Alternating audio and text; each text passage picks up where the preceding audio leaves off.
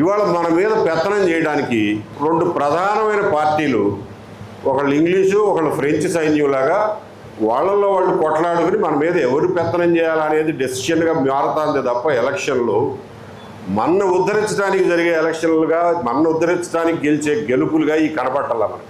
అది ముఖ్యమైన విషయం. ఈ ఇంగ్లీషు ఫ్రెంచ్ సైన్యాలకి ఇక్కడ సైనిక స్థావరాలు కావాలి, సైన్యం నిలబెట్టుకోవడానికి స్థావరాలు కావాలి కదా. అందుకని చెప్పి జిల్లాకి ఈ రెండు సైన్యాలు పోటీపడి మరి పార్టీ ఆఫీసుల పేరుతో ఆర్మీ క్యాంపులు కట్టుకోవడానికి ప్రయత్నాలు చేస్తున్నాయి. ఇది దాదాపు 10-15 ఏళ్ల నుంచి జరుగుతుంది. అది ఇప్పుడు ఇంకా సిగ్గు విడిచేశారు. సిగ్గు విడిచేశారు. ఎందుకంటే నువ్వు కట్టుకోలేదా, నువ్వు దొబ్బలేదా 2 ఎకరాలు, నేను దుబ్బేస్తా 2 ఎకరాలు, నీ స్థావరం నువ్వు కట్టుకో, నా స్థావరం నేను కట్టుకుంటా, ఎవరు గెలిస్తే వాడి స్థావరం నుంచి రాజ్యం వెళ్దాం. ప్రజలు మాత్రం బానిసలే. ఎవడికి ఏ పని కావాలన్నా ఏదర్ నీ ఆఫీస్ కన్నా రావాలి, నా ఆఫీస్ కన్నా రావాలి, లేకపోతే పని జరగదు ప్రజలకి. ఆ రకంగా గుప్పిట్లో పెట్టి ఉంచుదామని చెప్పి ఆల్మోస్ట్ ఒక లోపాయికారి ఒప్పందానికి వచ్చేసారేమో అనిపిస్తాను.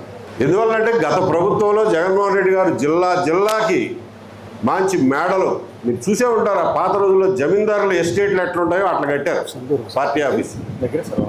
అది కేవలం పార్టీ ఆఫీస్గా కాదు కట్టింది, పవర్ చూపించుకోవడానికి. ఇదిరా మా సైనిక స్థావరం. మీలో ఎవరికైనా పని కావాలంటే చచ్చినట్టు మా దగ్గరికి రావాల్సిందే. నువ్వు ఎంఆర్ఓ ఆఫీస్కి పోయినా పని జరగదు, పోలీస్ స్టేషన్కి పోయినా పని జరగదు, ఏ కరెంట్ ఆఫీస్కి పోయినా పని జరగదు, పంచాయతీరాజ్కి పోయినా పని జరగదు. నీకు పని జరగాలన్నా, నువ్వు కాంట్రాక్టర్ అయితే నీకు బిల్లు రావాలన్నా మా దగ్గర రావాల్సిందే. కాబట్టి ఈ పార్టీ ఆఫీసులు కాదు, సైనిక స్థావరాలు. దశరథరెడ్డి అన్నకి మేము గుర్తు చేసేది ఏంటంటే, మీరు మార్కెట్ యార్డ్ నుంచి 2 ఎకరాలు తీసుకుని పార్టీ ఆఫీసుకి దొబ్బేద్దామని చూస్తున్నారు అంటున్నారు. మార్కెట్ యార్డ్ కాబట్టి ఇంకొక చోట తీసుకుంటారు, అది కాబట్టి ఇంకొక చోట తీసుకుంటారు. అసలు ఇన్ని వేల కోట్లు సంపాదించేస్తున్నారు కదరా, మీరు కొనుక్కులు చావలేరా? మీరు పార్టీ ఆఫీస్ కట్టుకోవాలంటే అంత పేదరికంలో ఉన్నారా ఈ పార్టీలు? జగన్మోహన్ రెడ్డి గారి పార్టీ కానీ టీడీపీ పార్టీ కానీ వాళ్ళకి ఏమైనా డబ్బులు విరాళాలు తక్కువ వస్తున్నాయా? జగన్మోహన్ రెడ్డి గారు ఎట్లా సంపాదిస్తాడు మీ అందరికీ తెలుసు. టీడీపీ వాళ్ళు మహానాడు పెడితే కోట్ల విరాళాలు వస్తున్నాయని వాళ్ళే పేపర్లో రాపించుకుంటారు. ఈయన కోటి రాశాడు, ఆయన కోటి రాశాడు. ఆ డబ్బులతో కొనుక్కోండి 2 ఎకరాలు కావాలంటే. ఎందుకు గవర్నమెంట్ ల్యాండ్ల మీద పడతారు, ప్రజల ఆస్తుల మీద పడతారు? అంటే ఈ మాత్రం కూడా వాళ్ళు ఆలోచించే ఓపిక తీరిక లేదు. ఏంటంటే రాజ్యం మాది, మొత్తం మాది, మా అధికారాన్ని ప్రశ్నించేవాడు ఎవడు?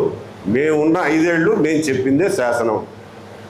ప్రజలందరూ కేవలం మా కింద బతికేవాళ్ళు మాత్రమే. ఎవడు అధికారంలో ఉంటే వాడు. ఆ పాత రోజుల్లో శిస్తులు పన్నులు అనేవాళ్ళు, ఇప్పుడు మైన్లు, ఇసుకలు, మద్యం అంటున్నారు. ఏ రకంగా అయినా డబ్బులు లాక్కోవడం మాకు తెలుసు అనేది వాళ్ళ ఉద్దేశం. ఈ మైండ్ సెట్ని, ఈ ఆలోచన విధానాన్ని మనం ప్రజలుగా నిరసించాలి.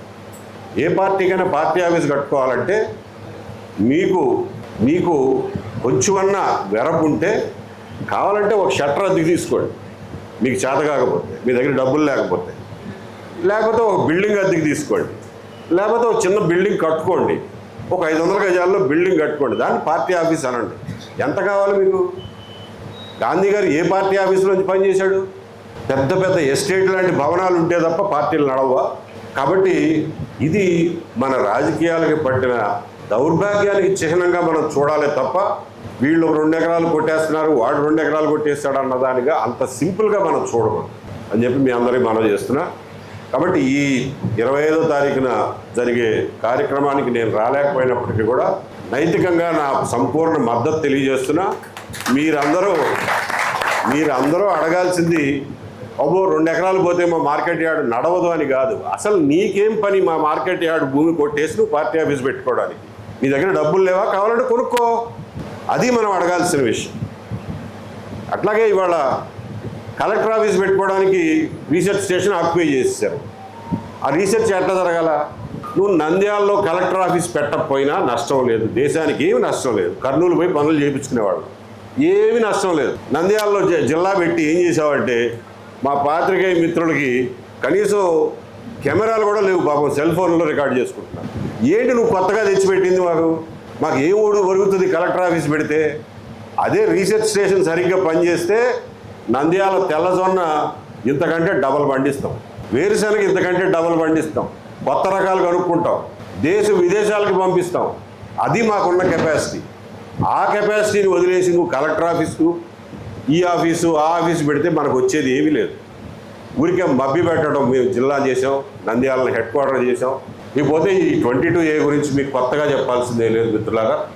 అంతకుముందు చరిత్రలో ఎప్పుడూ జరగనటువంటి దుర్మార్గం తెలుసో తెలియకో గతంలో చంద్రబాబు నాయుడు గారి హయాంలో 2014-19 మధ్యన జరిగింది. కంప్యూటరైజేషన్ చేసే ప్రాసెస్లో ఈ విఆర్ఓలు, ఎంఆర్ఓలు కళ్ళు మూసుకుని మన భూమి రికార్డులని కంప్యూటర్లో పెట్టే టైంలో కళ్ళు మూసుకుని బ్రిటిష్ వాడు ఇచ్చినటువంటి ఆర్ఎస్ఆర్ ప్రకారం అందులో ఏది ఉంటే అది కంప్యూటర్లో పెట్టేయడం వల్ల ఆ తర్వాత 125 ఏళ్లలో జరిగిన ట్రాన్సాక్షన్స్ అన్నీ గంగలో కలిసిపోయినాయి. తర్వాత ఇచ్చిన అసైన్మెంట్లు, తర్వాత ఇచ్చిన పట్టాలు, తర్వాత ఇచ్చిన రైతువారీ సెటిల్మెంట్లు, తర్వాత ఇచ్చినటువంటి సేద్యకారీ సర్టిఫికెట్లు, ఇవన్నీ కూడా మరుగున పడిపోయి బ్రిటిష్ టైంలో ఏదైతే రికార్డు ఉందో అదే రికార్డును ప్రమాణంగా తీసుకుని కంప్యూటర్లో పెట్టడం వల్ల ఈ సమస్య వచ్చింది. సమస్య ఏమన్నా చిన్న సమస్య? గవర్నమెంట్ చెప్పే, ముఖ్యమంత్రి గారు చెప్పే లెక్క ప్రకారం 14 లక్షల ఎకరాలు, నిజానికి 20-25 లక్షల ఎకరాలు ఉంటుందని మేము అనుకుంటున్నాం. మన ఆంధ్రప్రదేశ్ వైశాల్యం మొత్తం 4 కోట్ల ఎకరాలు, 4 కోట్ల ఎకరాలు. అందులో 1,90,00,000 అంటే దాదాపు 2 కోట్లు వేసుకోండి. 2 కోట్ల ఎకరాలు ప్రభుత్వ భూమి కింద ఇవాళ చూపిస్తున్నారు. సగానికి సగం ప్రభుత్వ భూమి కింద చూపిస్తున్నారు. అందులో మా పట్టా భూములు మేము 50-60 ఏళ్ళ నుంచి సేద్యం చేసుకుంటున్నవి అవన్నీ కూడా చాలా భూములు 25 లక్షల ఎకరాల వరకు అందులో ఎక్కిచ్చేశారు. వీటిని తీయడానికి మీకు ఏంటి బాధ? పొరపాటు జరిగింది. పొరపాటు జరిగినప్పుడు దాన్ని ప్రభుత్వ స్థాయిలో దీన్ని పరిష్కరించాలి తప్ప ఒక ఎంఆర్ఓనో, ఒక ఆర్డీఓనో, ఒక కలెక్టర్నో దీనికి బాధ్యతను చేస్తే వాళ్ళ వల్ల అయ్యే పని కాదు. ముఖ్యంగా ఇక్కడ మనకి ప్రాబ్లం ఏమొచ్చిందంటే రెవెన్యూ శాఖతో, రెవెన్యూ ఆఫీసర్లతో మనకేమి వ్యక్తిగత ద్వేషం లేదు. కానీ ఆ శాఖ యొక్క ఆలోచన విధానం ఎట్లా ఉంటుందంటే దేన్నైనా ముందు నో అనాలా, ఇది కుదరదు అనాలా. అంతే తప్ప ఎదురుగా ఉన్నవాడు పాపం పేదోడో మధ్యతరగతోడో నీకు అనవసరం. ఎదురుగా ఉన్నవాడు అతను ఒక హక్కుతో, ఒక పత్రంతో, ఒక క్లెయిమ్తో, ఒక పిటిషన్ పట్టుకుని వచ్చాడు.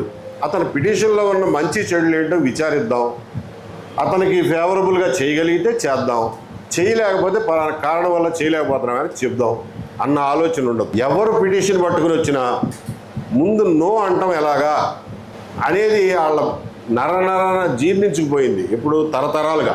ఏంటంటే ఈ పొలిటికల్ పార్టీలు వస్తూ ఉంటాయి, పోతూ ఉంటాయి, ఎమ్మెల్యేలు వస్తూ ఉంటారు, పోతూ ఉంటారు. మేము పర్మనెంటు. బ్రిటిష్ వాడికి కనుక వాళ్ళకు ఒక రాజు ఉంటాడు, రాణియో రాజో ఉంటారు, క్రౌన్, సావరెన్ అంటారు. ఆ రాజు రాణి లాంటిది మనకి ఇక్కడ ఉన్నది రెవెన్యూ. వాళ్ళు ఏమనుకుంటారంటే మాకెవ్వడో రూల్స్ చెప్పడానికి వీల్లేదు, ఎందుకంటే మేమే రూల్స్ రాసేది, మాకెవడో చెప్పడానికి వీల్లేదు. చివరికి కోర్టులు కూడా పవర్ లేదు, ఎందుకంటే మేము రాజుగారికి రూల్స్ చెప్పడం ఏంటా? రాజుకు రూల్ చెప్పేది ఎవడు? మేము రాజులం కాబట్టి మాకు రూల్ చెప్పడానికి మీరు వీల్లేదు. సో ఇంతెంతలావు జడ్జిమెంట్లు, నాగార్జున రెడ్డి గారు 2014లో ఇచ్చిన జడ్జిమెంట్లు, ఇంతెంతలావు జడ్జిమెంట్లు ఉన్నా కానీ బుట్టదాఖలా. అదే జడ్జిమెంట్లోని అంశాలు తీసుకుని ఈ గవర్నమెంటు ఈ సంవత్సరం జనవరి 2వ తారీఖున ఒక పెద్ద 4-5 పేజీల మెమో ఇచ్చింది.